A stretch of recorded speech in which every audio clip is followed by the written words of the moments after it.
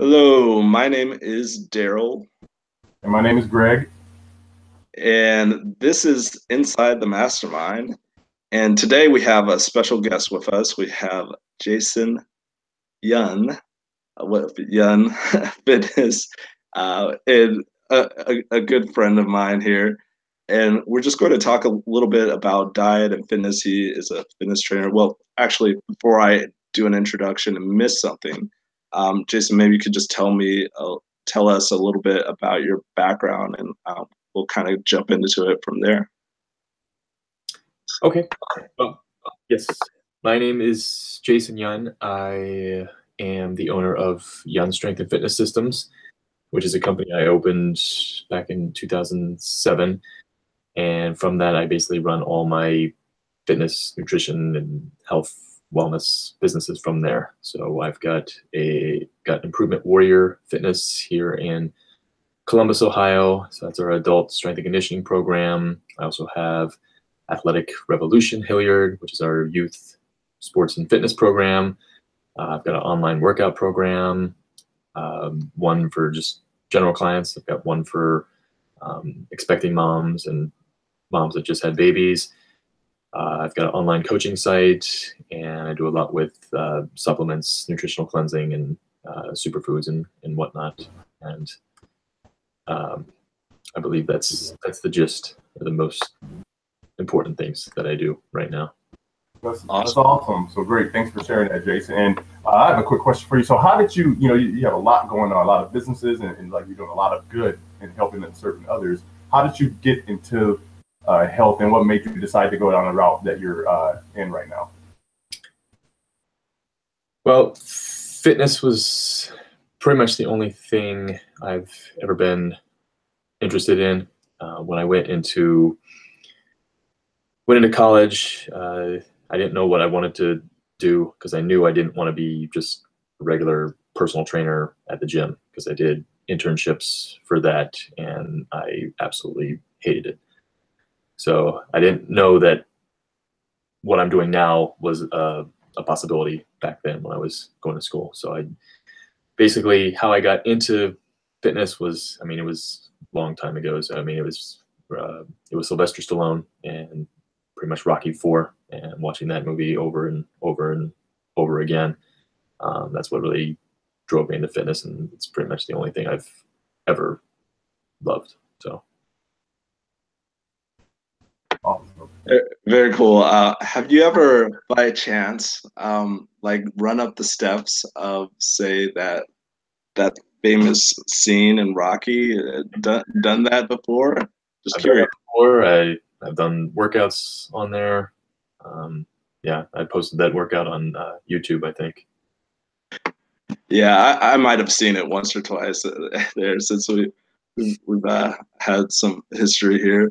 But yeah, it's pretty inspirational, that kind of Rocky, and that the whole story behind Rocky, getting Rocky made, is pretty inspirational as well. I'm sure you kind of know a little bit of the background of that. But I guess what we'd like to learn about today is, because we were kind of talking about fitness a couple weeks back and stuff. But I know as I get older, I think diet becomes a little bit more and more important there. What would you say about that, like as far as kind of diet and how people should approach it as they get older, or like how should they approach it if they're in their 20s or 16 or 10? Well, I always tell people it's like certain diseases, they just don't pop up overnight. It starts with changing things now in order to put those things off or to avoid them completely. So a lot of people think that like Alzheimer's disease and like memory loss and all that stuff it's like an old person disease, or it's genetic, and that's not true. It's more of a nutritional thing, because they're now referring to Alzheimer's disease as type 3 diabetes. So basically diabetes of the brain. And so that starts now, because it takes decades and decades to work up to Alzheimer's, and usually you'll get it when you're like 60 or 70 or or 80, but it starts now, and changing the nutrition now to start that off. And then the same thing with other diseases. I mean, you just don't get fat or obese overnight. It's basically making different choices, or we're presented with the choices that we have to make every single day with our nutrition, based on how the US is, where you've got 75, 80% overweight. So most of them are making the wrong choices on a day-to-day basis. And a lot of people, they'll just wait till the last minute, or once they finally figure out they hit 200 pounds or 300 pounds or 400 pounds, and then they'll start to make changes. But it starts now, living a healthy lifestyle now, because I mean, I kind of do different things with my nutrition plan, so I'm always testing myself out, being basically like the guinea pig and everything. So I'm not saying you can't have those foods ever again. So yesterday I just did a treat day.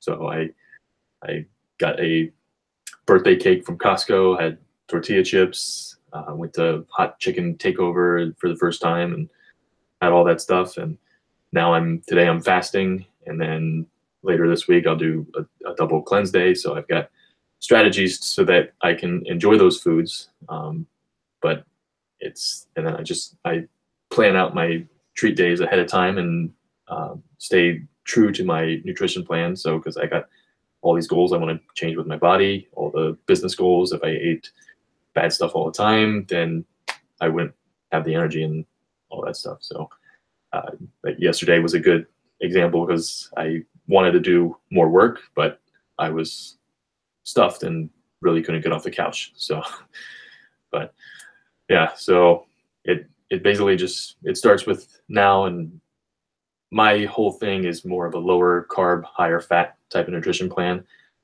because our brains they say it's anywhere between 60 and 80% made up of fat. 1/5 of our total cholesterol is inside the brain. So we need to be feeding the brain what it needs. And a lot of trainers are still suggesting low fat, low cholesterol, and then keeping the carbohydrates high, which is the opposite way of what you want to do. So if we can control the blood sugar, then we control, basically the brain is able to function better. It's able to control everything, because the brain controls pretty much everything in our entire body. And if we're not feeding it the right things, then eventually it'll break down, and certain diseases will start to pop up. Yeah, I mean, let me ask you this. I may be addicted to carbs a little bit. You might know that about me a little bit. But what are the top three or 3 to 5 different foods that you would just say, just stay away from them altogether, or try and avoid them as much as possible?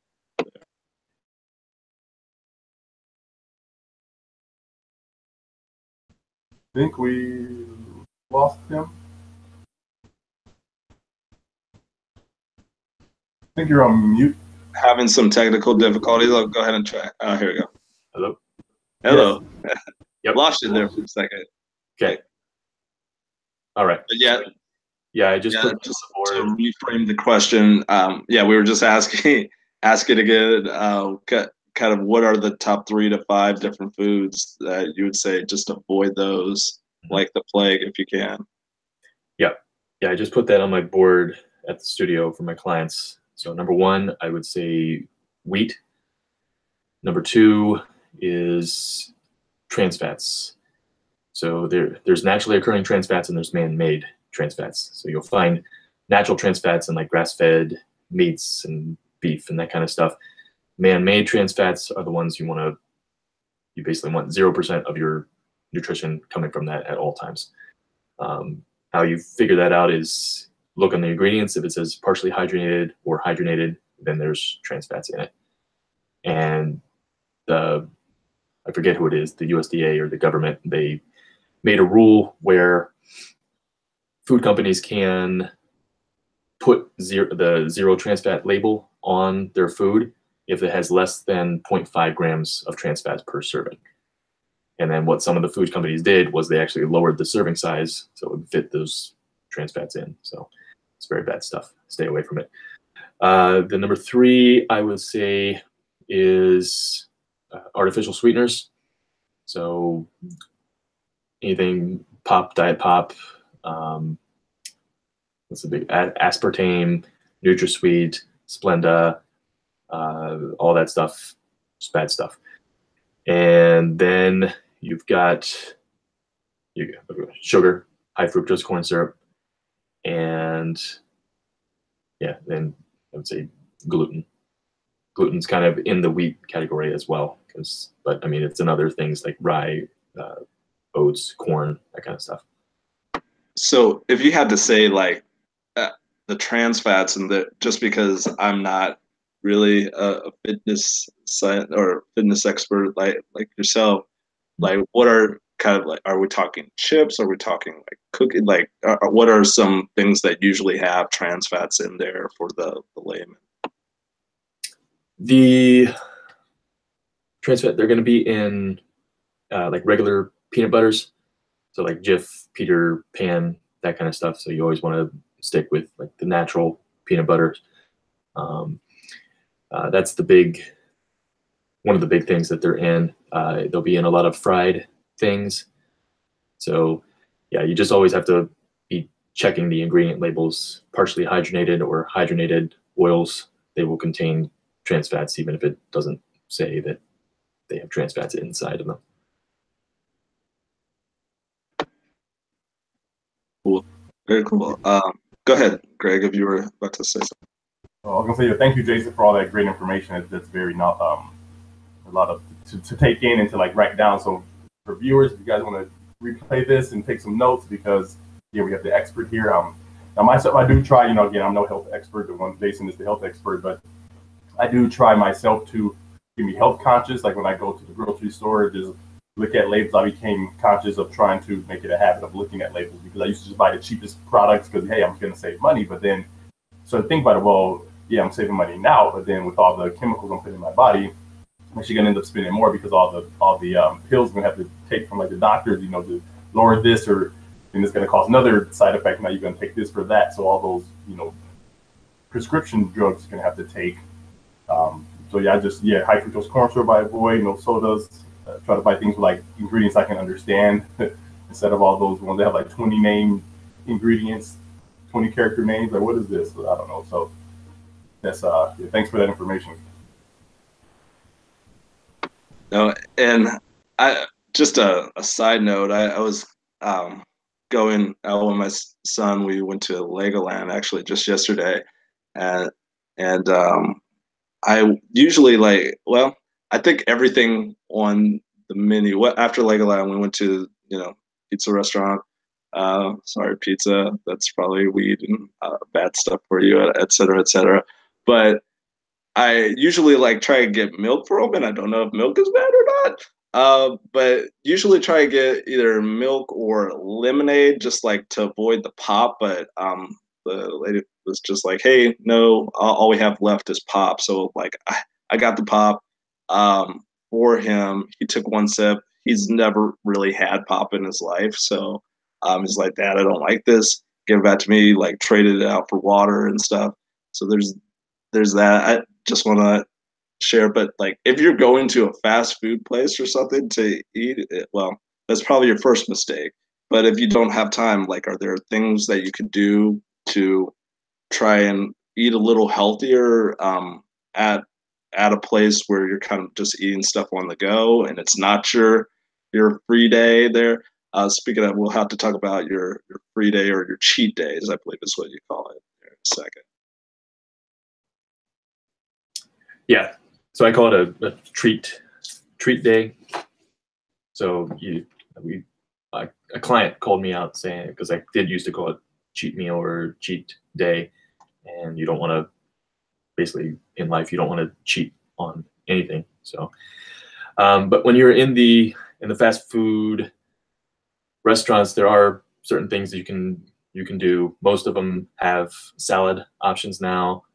A lot of them you can just, you can just take the bread or skip the fries. A lot of them have veggie options or fruit options, like apple slices and that kind of stuff. But going back to the milk, so the book I'm actually reading now is called The Devil in Milk.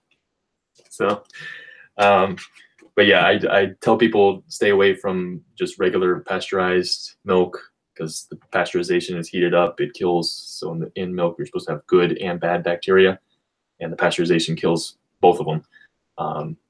And they don't actually take the bacteria out. So you have dead bacteria, dead enzymes just floating around in there, and then you drink it and all that stuff. So plus a lot of those cows, they're fed the hormones, growth hormones. So they're basically given milk all year round.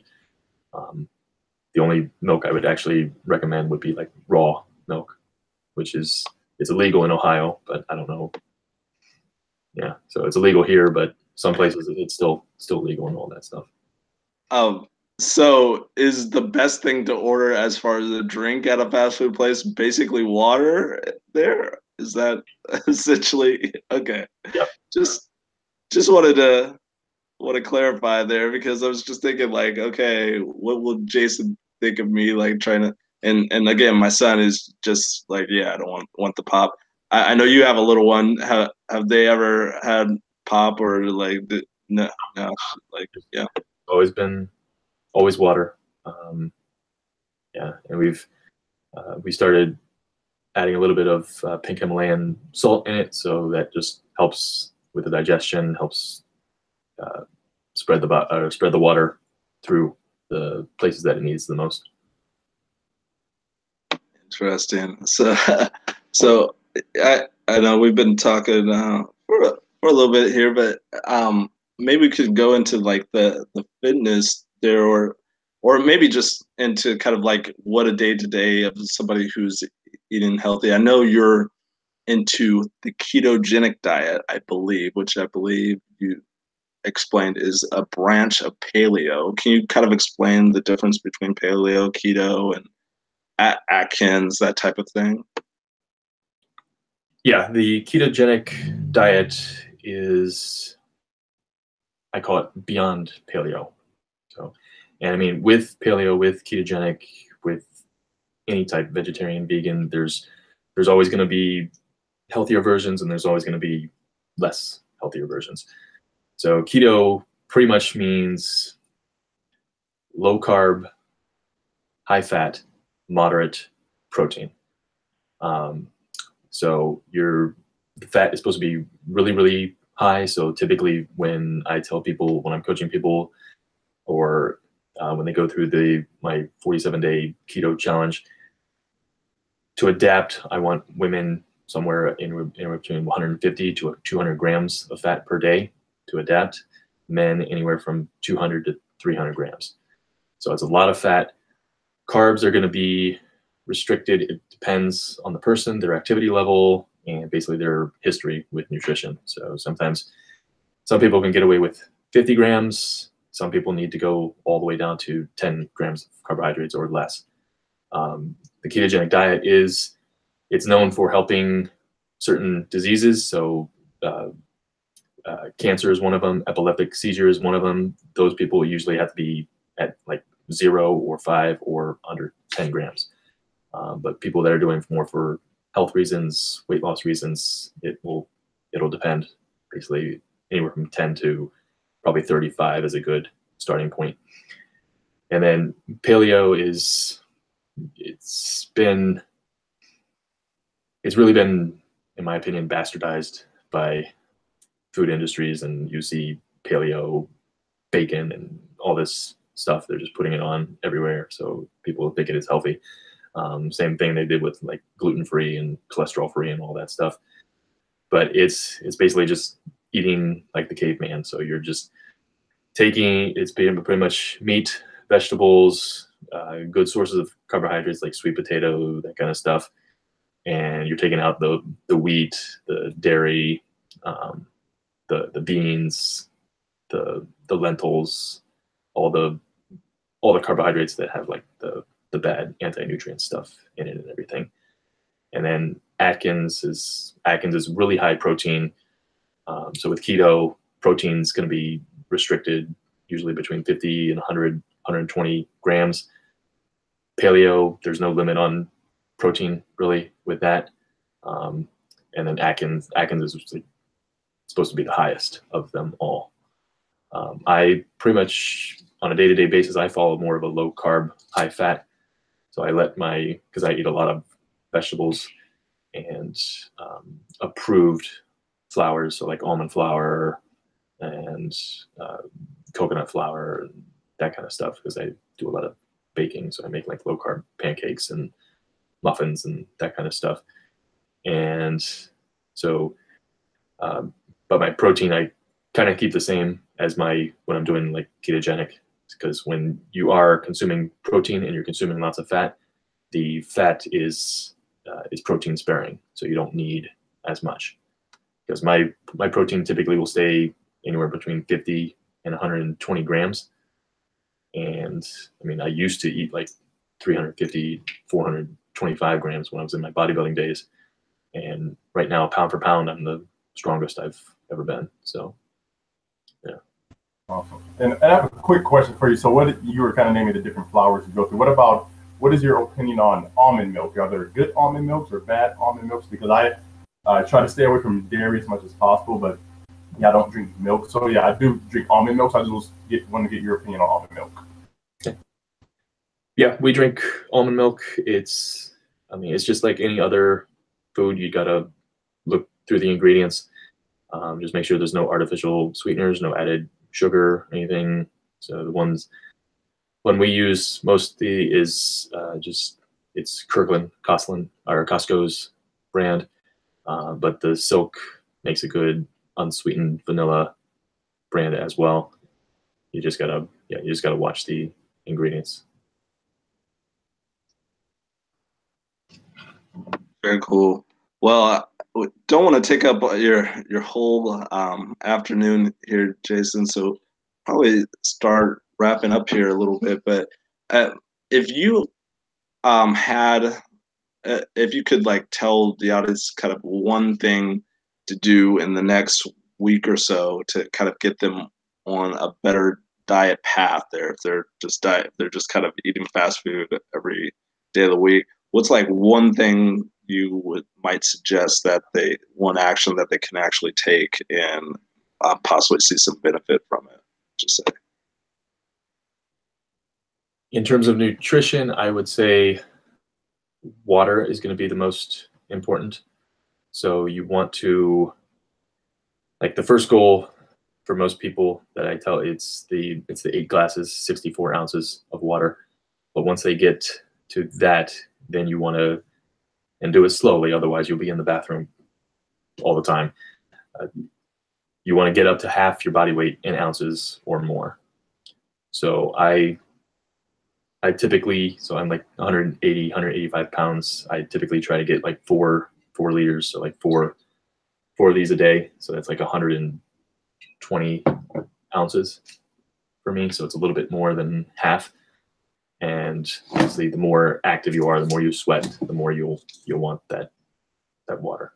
But if we don't get that water, then anything you do in terms of nutrition, diet, it's not going to work. Because if you're dehydrated, then I mean, all our cells, we've got hundreds of trillions of cells. If they don't have the water in them, they can't function properly, and neither can our organs and all that stuff.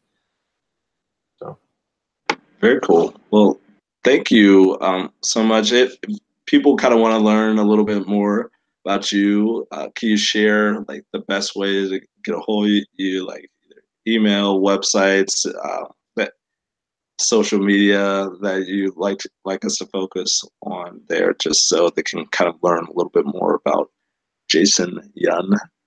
Yep. Yeah, as far as websites, I keep like all my services up at the website. It's lbnonlinefitness.com/services. We are going to be starting our 7th 47-day ketogenic diet challenge the day after Labor Day, so May 29th.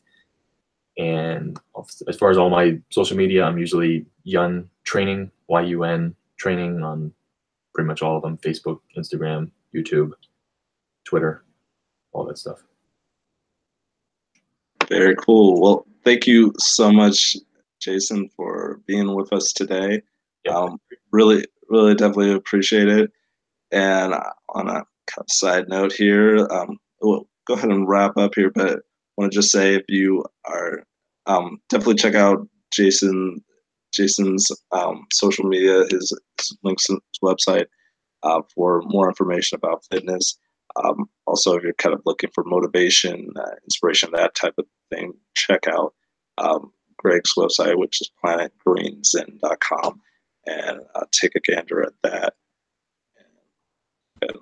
Awesome. I know also, too, if you are looking for someone to keep you on track, someone to help keep you accountable for your tasks or actions, definitely connect with Darrell. We have the description and link below. The link in the description below where you can connect with Darrell. He's accepting applications for the mastermind group that you see. You guys like what you see here and want to become a part of this, definitely click on the link below, submit your application. Darrell will review that and be in contact with you. And also, I can kind of end with a quote of the day as well. If you have anything else to say, go ahead. But kind of ties back to what Jason was saying earlier. So the quote is by Heather Morgan. It says, "Every time you eat or drink, you are either feeding disease or fighting it." I think that's a fantastic quote. And with that, I think we're going to go ahead and in this episode of Inside the Mastermind, guys, go ahead and stay on here for a second. But if you enjoyed this episode, please go ahead and subscribe. We got a brand new channel here. If you didn't enjoy this, please go ahead and give us some feedback. Contact us directly. Let us know how we can improve for next time. And with that, I'm going to go ahead and stop the broadcast. Thank you for watching.